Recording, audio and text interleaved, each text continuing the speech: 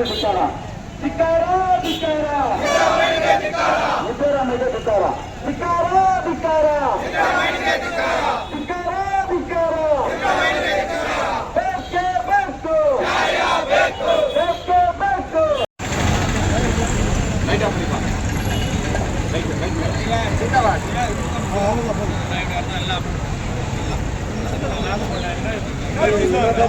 ಪಕ್ಷದ ರಾಜ್ಯದ ಅಧ್ಯಕ್ಷರಾದಂಥ ಮಾನ್ಯ ವಿಜೇಂದ್ರಣ್ಣವರ ನೇತೃತ್ವದಲ್ಲಿ ಇಡೀ ರಾಜ್ಯಾದ್ಯಂತ ಏನು ಮೊನ್ನೆ ನಡೆದಂಥ RCB ಕ್ರಿಕೆಟ್ ಪಂದ್ಯಾವಳಿಯಲ್ಲಿ ಗೆದ್ದಂತ ಆಟಗಾರರನ್ನ ಕರೆದು ತರಾತುರಿಯಲ್ಲಿ ವಿಜಯೋತ್ಸವವನ್ನು ಆಚರಣೆ ಮಾಡಿ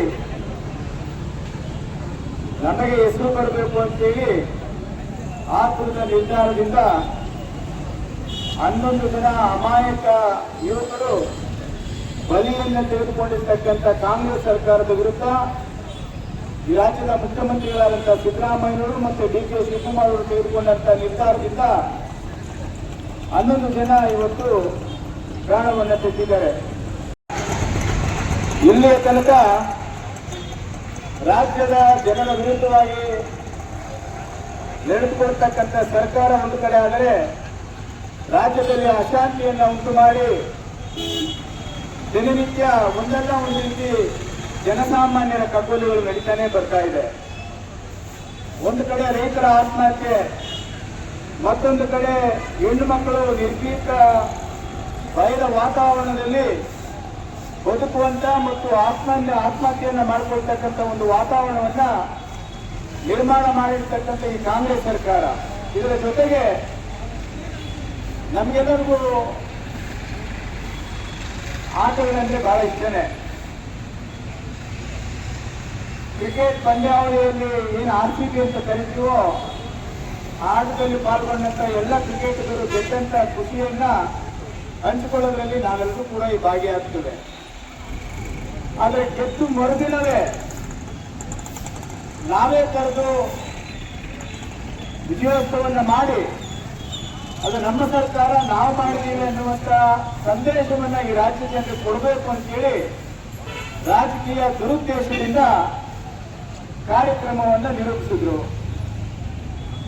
ಇದಕ್ಕೆ ಮುಂಚಿತವಾಗಿ ಕಳೆದ 18 ವರ್ಷಗಳಿಂದ RCB ಪಂದ್ಯಾವಳಿಯಲ್ಲಿ ಗೆದ್ದಿಲ್ಲ. ಹಾಗಾಗಿ ಈ ವಿಜಯೋತ್ಸವನ್ನ ಮಾಡಿದ್ರೆ ಲಕ್ಷಾಂತರ ಜನ ಪಾಲ್ಗೊಳ್ಳುವಂತ ನಿರೀಕ್ಷೆ ಇದೆ.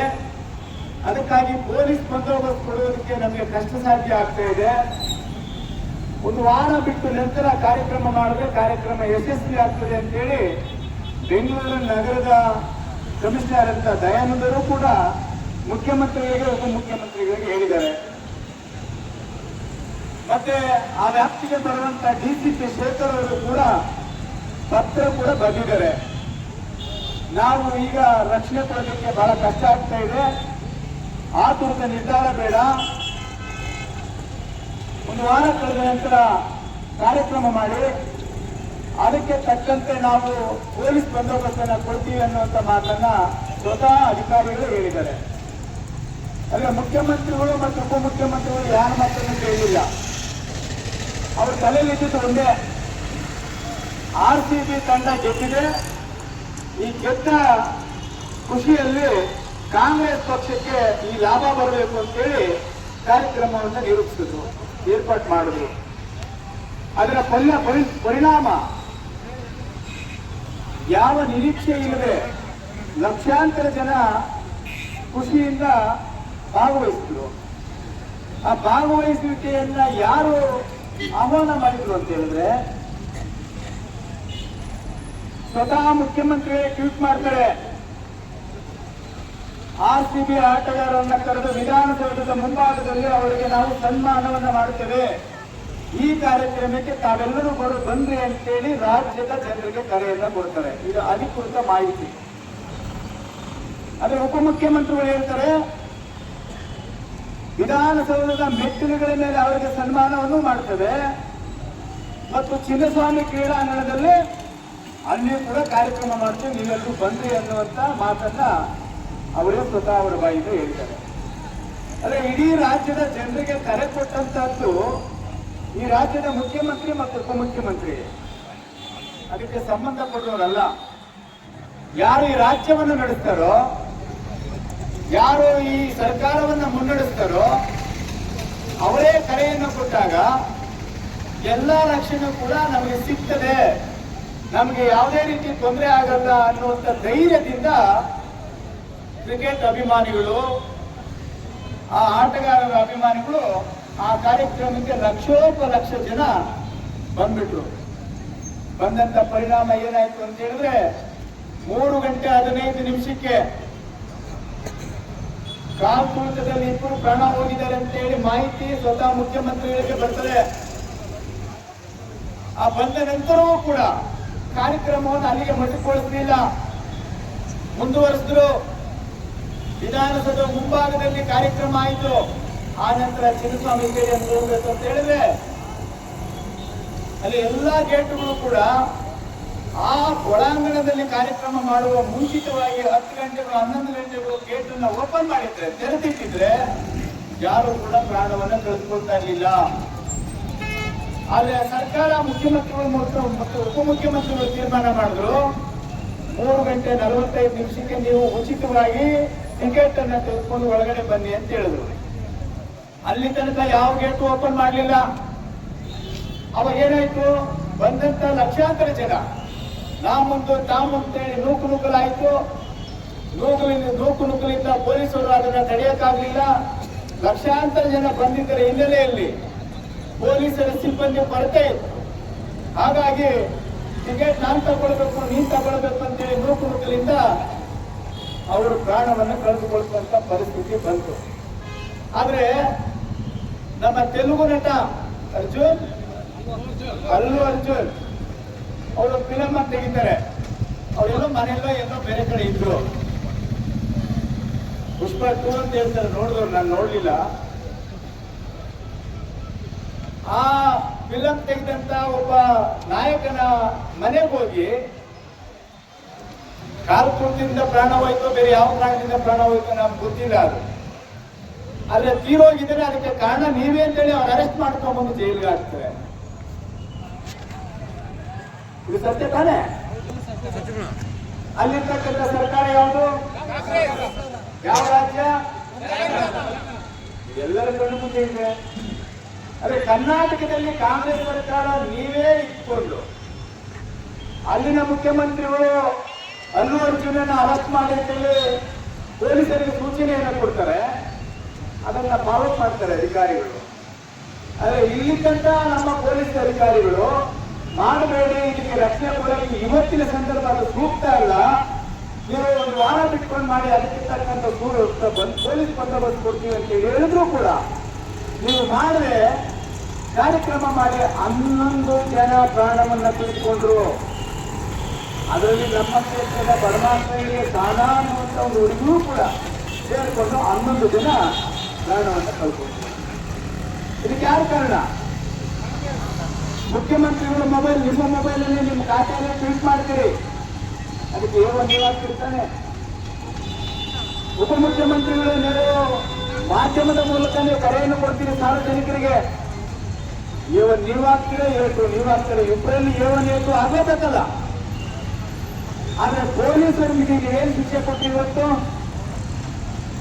ನಮ್ಮನ್ನ ಕಾಯುವಂತ ಪೊಲೀಸ್ ಸಿಬ್ಬಂದಿಯವರಿಗೆ, ನಮಗೆ ರಕ್ಷಣೆ ಕೊಡುವಂತ ಪೊಲೀಸ್ ಅಧಿಕಾರಿಗಳಿಗೆ ಯಾವುದೂ ತಪ್ಪು ಮಾಡದೆ ನಿಮಗೆ ಅಲ್ಲಿ ಏನ್ ನಡೀತದೆ ಅನ್ನುವಂತ ಮಾಹಿತಿಯನ್ನ ಮುಂಚಿತವಾಗಿ ನಿಮಗೆ ಕೊಟ್ಟರೂ ಸಹ ಅವರ ಮಾತನ್ನು ಧಿಕ್ಕರಿಸಿ ನೀವು ಕಾರ್ಯಕ್ರಮ ಮಾಡಿದ್ರಲ್ಲ, ನಿಮ್ಮನ್ನ ಈ ರಾಜ್ಯದಿಂದ ದೂರ ಹಾಕ್ಬೇಕಾಗಿತ್ತು. ಪೊಲೀಸರು ಅವತ್ತೇ ನಿಮ್ಮ ವಿರುದ್ಧ ಎಫ್ಐಆರ್ ಮಾಡಬೇಕಾಗಿತ್ತು. ಆದ್ರೆ ಸರ್ಕಾರ ನಿಂತಿದೆ, ಅವರಿಗೆ ಭಯ, ನಮ್ಗೆ ಇಲ್ಲಿ ವರ್ಗಾವಣೆ ಮಾಡಿಬಿಡ್ತಾರೋ ಮತ್ತೆ ಏನು ನಮಗೆ ಶಿಕ್ಷೆ ಬರ್ತದೋ ಅಂತೇಳಿ ಅವರ ಭಯದಿಂದ ಅನಿವಾರ್ಯವಾಗಿ ಒಪ್ಕೊಳ್ಬೇಕಾಯ್ತು. ಅವರು ಅವತ್ತಿನ ದಿನ ಪೊಲೀಸ್ ಸಿಬ್ಬಂದಿ ಸಾಕಾಗಲಿಲ್ಲ. ಪೊಲೀಸರು ಏನ್ ತಪ್ಪಿತ್ತು, ಅವ್ರೇನ್ ಪಾಪ ಮಾಡಿದ್ರು? ಇವತ್ತು ದಂಡಿ ಮಾಡ್ತಾ ಇದ್ದೀವಿ ಈ ಭಾಗದಲ್ಲಿ, ಈ ಸ್ಥಳದಲ್ಲಿ. ನಮ್ಗೆ ಪೊಲೀಸರು ಏನಾದ್ರೂ ತೊಂದರೆ ಆದ್ರೆ ನಮ್ಮ ರಕ್ಷಣೆ ಕೊಡೋದೇ ಪೊಲೀಸರು. ಅವರು ಕೂಡ ನಾವು ಗೌರವ ಕೊಟ್ಟು ನಡ್ಕೊಳ್ಬೇಕಲ್ಲ. ನಮ್ಗೆ ಹೇಗೆ ಬಂದ್ರೆ ಅದು ನೋಡ್ಕೊಂಡ್ರೆ ಇದು ಪ್ರಜಾಪ್ರಭುತ್ವದ ವ್ಯವಸ್ಥೆಯಲ್ಲಿ ಎಲ್ಲರಿಗೂ ಸಮಾನವಾದಂತಹ ಹಕ್ಕಿದೆ. ಇದು ಬಾಬಾ ಸಾಹೇಬ್ ಅಂಬೇಡ್ಕರ್ ಕೊಟ್ಟಂತ ಹಕ್ಕು. ಇದನ್ನು ಮೀರಿ ನೀವು ಸರ್ವಾಧಿಕಾರ ಧೋರಣೆಯನ್ನ ಅವತ್ತು ನೀವು ತೋರಿದ್ರಿಂದ 11 ಜನ ಅಮಾಯಕ ಯುವಕರ ಪ್ರಾಣ ಹೋಯ್ತಲ್ಲ, ಆ ಕುಟುಂಬಕ್ಕೆ ಯಾರು ದಿಕ್ಕು? ಒಬ್ಬರು ಮಕ್ಕಳು ಇರ್ತಕ್ಕಂಥವ್ರು ಕಳ್ಕೊಂಡಿದ್ದಾರೆ. ಇವತ್ತು ಅವ್ರ ಕುಟುಂಬ ಯಾವ ರೀತಿ ಪರಿತಪಿಸ್ತಾರೆ ಅಂತ ಕಳೆದುಕೊಂಡ ಮಗಳ ದುಃಖವನ್ನ ಭರಿಸಲಾಗದೆ ಅದನ್ನ ತಡ್ಕೊಳ್ಳಾಗ್ತಾ ಆಗದೆ ಇವತ್ತು ಅವರ ಕುಟುಂಬಕ್ಕೆ ಯಾರೂ ಮಾತಾಡ್ತಾ ಇಲ್ಲ. ಸರ್ಕಾರ ಏನ್ ಮಾಡ್ತು? 10 ಲಕ್ಷ, 15 ಲಕ್ಷ, 20 ಲಕ್ಷ ಪರಿಹಾರನ ಘೋಷಣೆ ಮಾಡ್ತಾರೆ. ಇದರಿಂದ ಆ ಮಗು ಪ್ರಾಣ ಬರುತ್ತೇನೋ? ಆ ಪ್ರಾಣ ತೆಗೆದುಕೊಂಡಂತ ಹೋದಂತ ದಿನವೇ ನಾವು ಪ್ರತಿಭಟನೆಯನ್ನು ಮಾಡಲಿಲ್ಲ. ನಾವು ಮಾಧ್ಯಮದ ಮೂಲಕ ನಾವು ಮುಖ್ಯಮಂತ್ರಿಗಳಿಗೆ ಆಗ್ರಹ ಮಾಡಿದ್ವಿ. ಸದಾ ಯಾರ್ಯಾರು ಪ್ರಾಣವನ್ನ ಕಳ್ಕೊಂಡಿದ್ರು ಅವರಿಗೆ 1 ಕೋಟಿಯನ್ನು ಪರಿಹಾರ ಕೊಡಬೇಕು ಅಂತ ಹೇಳಿ ಮಾಧ್ಯಮದ ಮೂಲಕ ತಿಳಿಸಿದ್ವಿ. ಈ ಪರಿಹಾರವನ್ನು ಕೊಟ್ಟಿಲ್ಲ 1 ಕೋಟಿ. ಅಲ್ಲಿ ಇವತ್ತು ರಾಜ್ಯದಲ್ಲಿ ಕಾನೂನು ಸುವ್ಯವಸ್ಥೆ ಹದಗೆಟ್ಟಿದೆ ಅನ್ನೋದಕ್ಕೆ ಕಾರಣ ಕಾಂಗ್ರೆಸ್ ಸರ್ಕಾರದ ಮುಂದಾಳತ್ವ ವಹಿಸಿರ್ತಕ್ಕಂಥ ಮಾನ್ಯ ಮುಖ್ಯಮಂತ್ರಿಗಳಾದಂಥ ಸಿದ್ದರಾಮಯ್ಯವರು, ರಾಜ್ಯದ ಉಪಮುಖ್ಯಮಂತ್ರಿಗಳಾದಂಥ DK ಶಿವಕುಮಾರ್ ಅನ್ನುವಂಥದ್ದನ್ನ ಸಾರಾಸಗಟಾಗಿ ಸಾರ್ವಜನಿಕರ ಮಧ್ಯದಲ್ಲಿ ಹೇಳಿಕ್ಕೆ ನಾನು ಬಯಸಿದೆ. ಬಂಧುಗಳೇ, ನೀವು ಕೊಡಬೇಕು ರಾಜೀನಾಮೆ. ಪೊಲೀಸರಿಗೆ ಯಾಕೆ ಈ ಶಿಕ್ಷೆ? ನೀವು ಸಸ್ಪೆಂಡ್ ಮಾಡಿರೋದನ್ನ ಕೂಡಲೇ ವಾಪಸ್ ತೆಗೆದುಕೊಂಡು ಪ್ರಾಮಾಣಿಕ ದಕ್ಷ ಅಧಿಕಾರಿಗಳನ್ನ ಸಾರ್ವಜನಿಕರಿಗೆ ರಕ್ಷಣೆ ಕೊಟ್ಟು ಕೆಲಸ ಮಾಡುವಂತವರಿಗೆ ನೀವು ಧೈರ್ಯ ತುಂಬಿ ಅವರ ಸಸ್ಪೆಂಡ್ ಅನ್ನ ವಾಪಸ್ ತೆಗೆದುಕೊಳ್ಬೇಕು ಅಂತೇಳಿ ನಾವು ಈ ಮೂಲಕ ಆಗ್ರಹವನ್ನ ಮಾಡ್ತೇವೆ. ನಿನ್ನೆನೂ ಕೂಡ ಗೆಲ್ಲುವ ತನಕ ಹೋರಾಟ, ಗೆಲ್ಲುವ ತನಕ ಹೋರಾಟ, ಯಾತಕ್ಕಾಗಿ ಹೋರಾಟ, ಬೇಕೇ ಬೇಕು. ಧಿಕ್ಕಾರ, ಧಿಕ್ಕಾರ, DC ನಮಗೆ ಧಿಕ್ಕಾರ, ಧಿಕ್ಕಾರ, ಧಿಕ್ಕಾರ, ಧಿಕ್ಕಾರ, ಧಿಕ್ಕಾರ, ಧಿಕ್ಕಾರ, ಧಿಕ್ಕಾರ, ಧಿಕ್ಕಾರ, ಧಿಕ್ಕಾರ, ಬೇಕೇ ಬೇಕು, ಬೇಕೇ ಬೇಕು, ಬೇಕೇ ಬೇಕು. ನೆರೆದಿರುವಂತಹ ಸಮಾವೇಶಕ್ಕೆ ಆಗಮಿಸಿದ್ದೀರಾ. ನಾವೆಲ್ಲರಿಗೂ ಹೃತ್ಪೂರ್ವಕವಾದ ಸ್ವಾಗತವನ್ನು ಬಯಸ್ತಾ ಇದ್ದೀವಿ. ಹೋದ ತಿಂಗಳಲ್ಲಿ RCP ನಮ್ಮ ಬೆಂಗಳೂರಲ್ಲಿ ಗೆದ್ದಿರೋದ್ರಿಂದ ಅವರಿಗೆ ಸನ್ಮಾನ ಮಾಡಬೇಕು ಅಂತ ಈ ಸರ್ಕಾರ ಯಾವ ಮುನ್ಸೂಚನೆ ಇಲ್ಲದೆ ಪೊಲೀಸ್ ಅವರಿಗೆ ಯಾವ ತರಹ ಸೂಚನೆಯನ್ನು ನೀಡಿದೆ ಸುಮಾರು 50,000 ಜನರನ್ನು ಸೇರಿಸಿ ಸಮಾರಂಭ ಮಾಡಕ್ಕೆ ಅನ್ಯಾಯ ಮಾಡಿಸಿರುವಂತಹ ಈ ಸರ್ಕಾರಕ್ಕೆ ನಾವು ಧಿಕ್ಕಾರ ಮಾಡ್ತಾ ಇದ್ದೀವಿ. ಅದರಲ್ಲಿ ಅಮಾಯಕರಾದಂತಹ 11 ಜನ ತಮ್ಮ ಪ್ರಾಣವನ್ನು ಅಸುನೀಗಿದ್ದಾರೆ. ಇಂಥ ದರಿದ್ರದ ಸರ್ಕಾರ ಇಲ್ಲಿ ನಮ್ಮ ಕರ್ನಾಟಕದಲ್ಲಿ ಇದುವರೆಗೂ ಯಾವತ್ತೂ ಬಂದಿಲ್ಲ.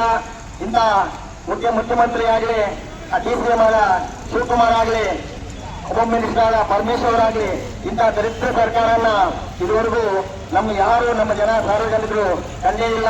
ಇಲ್ಲಿ ಸುಮಾರಾಗಿ 11 ಜನ ಮತ್ತು ಸುಮಾರು 100 ಜನಕ್ಕೆ ಮೇಲಿನ ಕಾರ್ಯಕ್ರಮದಿಂದ ಎಲ್ಲರಿಗೂ ತೊಂದರೆಯಾಗಿ ಗಾಯಗಳನ್ನು ಅನುಭವಿಸ್ತಾ ಇದ್ದಾರೆ.